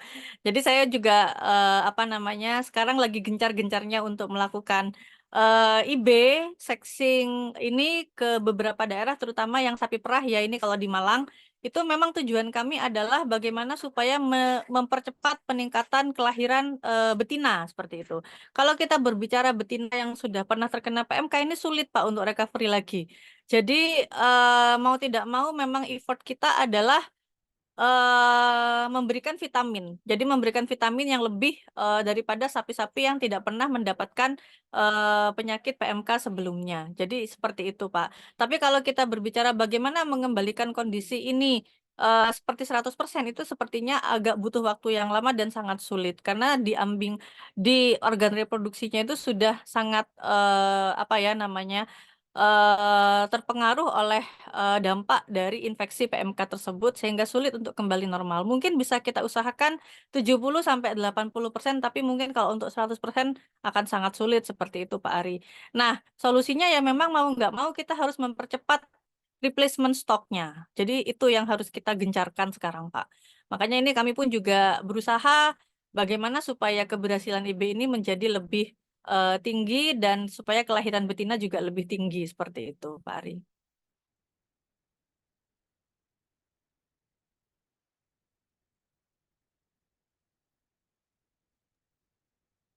Itu Pak Ari, ada tambahan? Ya, terima kasih Ibu atas informasinya. Semoga bermanfaat ilmunya. Ya, sama-sama Pak Ari. Ya, sudah terjawab ya Pak Ari. Kami juga siap jika nanti diminta untuk melakukan pendampingan IB mungkin untuk sexing ataupun keberhasilan IB kami juga sering melakukan itu kemarin di beberapa daerah. Jadi tidak apa-apa Pak jika memang nanti membutuhkan pendampingan dari UB seperti itu.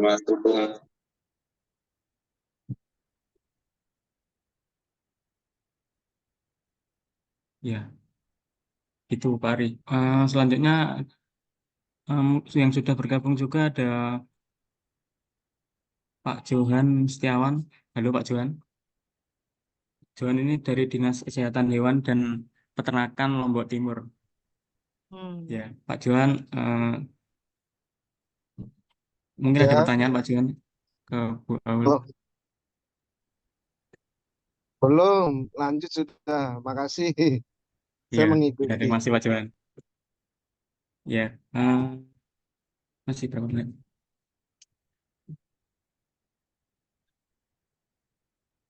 Ya Bu, ini ada pertanyaan tapi mungkin agak menyimpang ya Bu, enggak apa-apa ya.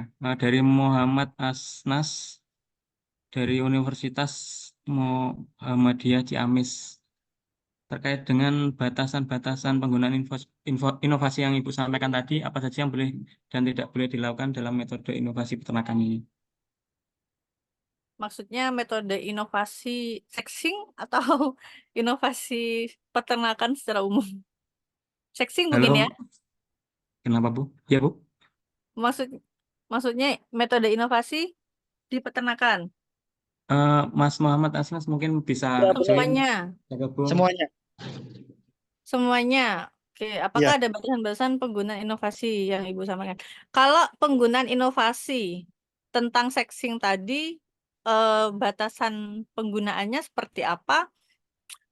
Sebetulnya kalau untuk batasan mau dilakukan kepada sapi apa, misalnya itu tidak terlalu apa ya? Maksudnya untuk metodenya sebetulnya bebas mau dilakukan terhadap bangsa tapi seperti apa? Tergantung dengan pejantannya. Nah, pejantannya ini apakah memang di situ menerima, misalnya kalau di daerah Bojonegoro, sekarang kita lagi gencar di Bojonegoro, itu sapi PO. Nah, mereka tidak mau di IB dengan sapi selain PO gitu. Ada juga yang mau persilangan, ada juga yang sapi-sapi di mana namanya?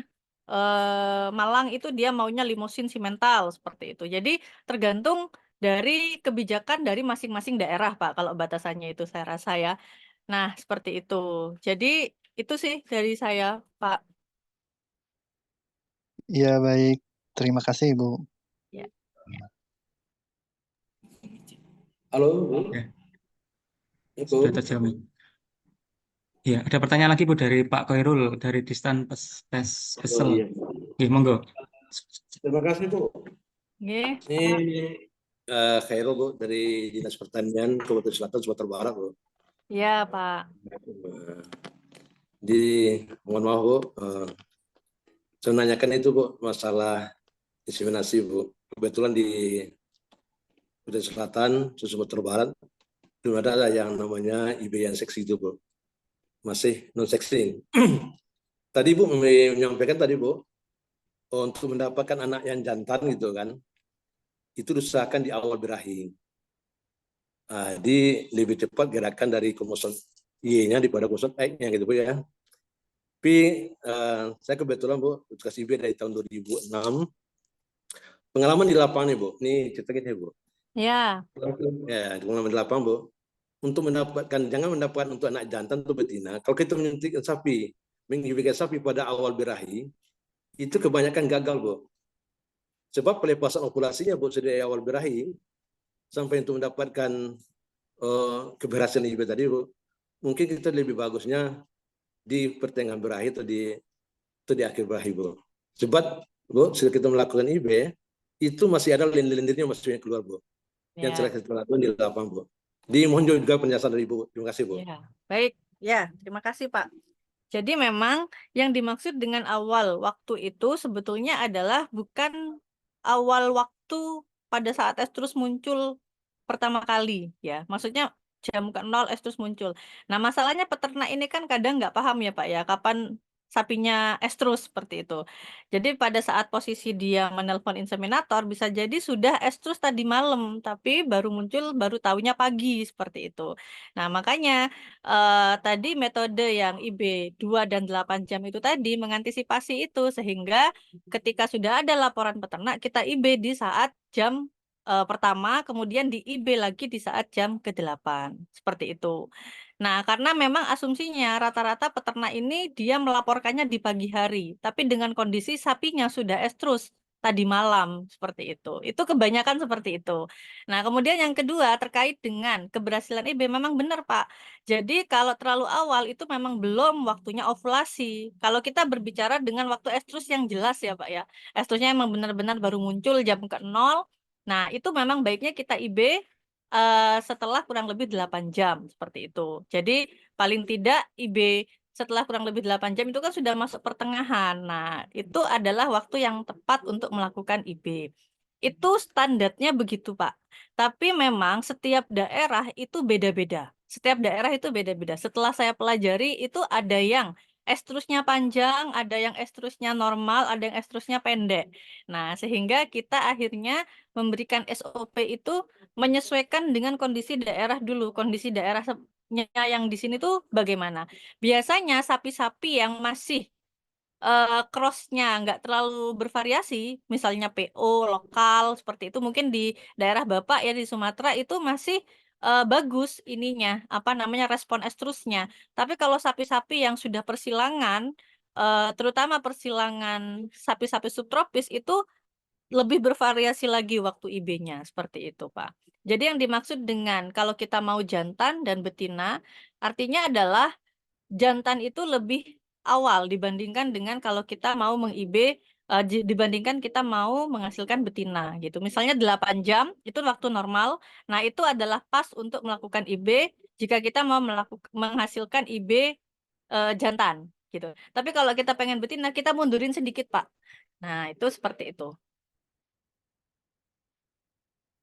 Iya. Terima kasih, Bu. Ya, Pak Hirul, sama-sama. Oke, terima kasih. Terima kasih. Assalamualaikum warahmatullahi wabarakatuh. Waalaikumsalam. Waalaikumsalam warahmatullahi wabarakatuh. Oke, pertanyaan terakhir ya Bu, sebelum ditutup, apakah Ya. straw dari mana? Dari Rohmat Fatma di Stan Banten, apakah straw sexing kerbau sudah tersedia, Ibu? Nah, mungkin ini saya tidak bisa memastikan, tapi sejauh sependek pengetahuan saya sepertinya belum ada. Tapi kemarin mungkin di BIB ya yang lebih, maksudnya di website BIB itu akan lebih jelas informasinya apakah mereka menyediakan straw sexing ini. Karena begini, di Indonesia yang mempunyai straw sexing ini hanya ada 2, yaitu Singosari dan Lembang. Nah, Singosari sendiri sepertinya sudah lebih bervariasi produknya untuk sexing ini. Tapi mungkin lebih jelasnya dicek di websitenya BIB Singosari mungkin, Pak. Siapa tahu sudah ada gitu. Tapi sejauh ini saya belum tahu untuk sexing kerbau yang sudah dibekukan maksudnya. Baik, Pak Rohmat sudah terjawab ya pertanyaannya. Karena sudah menunjukkan waktu habis, Bu. Terima kasih atas pemaparan materinya yang sangat detail sekali, Bu. Apa namanya?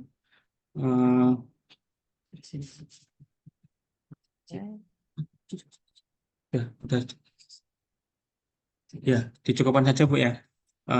Terima kasih Bu Aulia, materinya sudah panjang, lebar, dan diskusinya sudah banyak. Ya, oke. Semoga ilmu yang disampaikan Bu Aulia memberikan keberkahan, memberikan manfaat, dan memberikan wawasan yang baru untuk kita semua. Untuk matur nuwun sangat. Saya tutup, saya kembalikan ke moderator. Bila taufiq wal hidayah. Wassalamualaikum warahmatullahi wabarakatuh. Waalaikumsalam. Waalaikumsalam warahmatullahi Terima wabarakatuh. kasih kembali Eko dan Bapak Ibu yang lain. Baik, terima kasih banyak kepada Ibu Dr. Aulia Puspita Anugrahyanti SPT MP MSc atas pembawaan materi yang sangat luar biasa. Dan saya ucapkan terima kasih pula kepada moderator kita yang luar biasa, yakni Bapak Eko Bayu Putra Susanto SPT. Sebelumnya kita semua sudah mendengarkan materi yang sangat insightful dan tentunya menambah wawasan kita semua mengenai budidaya menggunakan semen sexing beku. Setelah mendapatkan materi, setelah ini akan ada sesi yang dinantikan di setiap webinar peternak milenial berlangsung, yakni pengumuman pemenang door prize yang akan mendapatkan gift atau hadiah spesial. Pemenang door prize webinar Peternak Milenial Volume 6 adalah Bapak Wiko dari Papua Barat dan Bapak Hayatul Fitro. Untuk informasi door prize lebih lanjut, dapat menghubungi panitia atau contact person yang tertera di flyer webinar Peternak Milenial. Dan bagi seluruh peserta, dihimbau untuk mengisi presensi terlebih dahulu yang dikirimkan melalui room chat Zoom untuk mendapatkan e-sertifikat.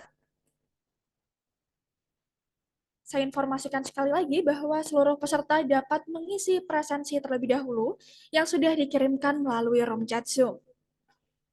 Dan baiklah, sampailah kita di penghujung acara webinar Peternak Milenial Volume 6. Sebelum saya menutup acara hari ini, saya sampaikan kepada seluruh peserta daring untuk tidak meninggalkan room terlebih dahulu, karena akan kami lakukan dokumentasi. Bagi seluruh peserta, diharap untuk on-cam dan mempersiapkan pose terbaiknya. Silahkan kepada seluruh peserta, Bapak, Ibu, dan rekan-rekan untuk mengaktifkan kameranya, karena kami akan melakukan sesi dokumentasi.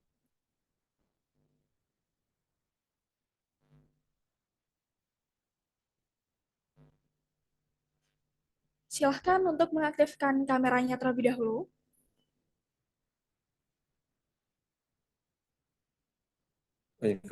Suara kok. Dokumentasi akan saya pandu dalam hitungan ketiga, dimulai dari slide pertama. 1, 2, 3.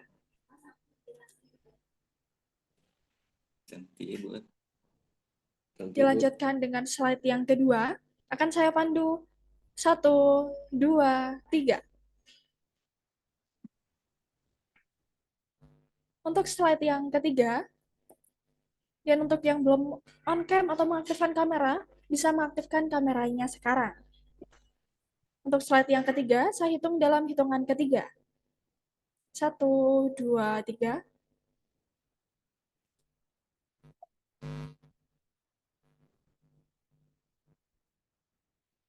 Untuk slide yang keempat, akan saya hitung dalam hitungan ketiga. 1, 2, 3. Dan untuk slide yang terakhir, akan saya hitung 1, 2, 3. Baik, terima kasih. Sesi dokumentasi telah usai. Sekali lagi saya himbau kepada seluruh peserta untuk melakukan atau mengisi presensi terlebih dahulu. Dan sekali lagi untuk yang mendapatkan door prize bisa menghubungi panitia atau contact person yang tertera di flyer. Dokumentasi telah usai, saya mewakili seluruh panitia yang bertugas mengucapkan terima kasih, serta mohon maaf jika terdapat perkataan yang kiranya kurang berkenan. Saya, Aurel Vinda Syahrira, selaku Master of Ceremony, pamit undur diri. Sampai jumpa di webinar Peternak Milenial selanjutnya. Wassalamualaikum warahmatullahi wabarakatuh. Waalaikumsalam.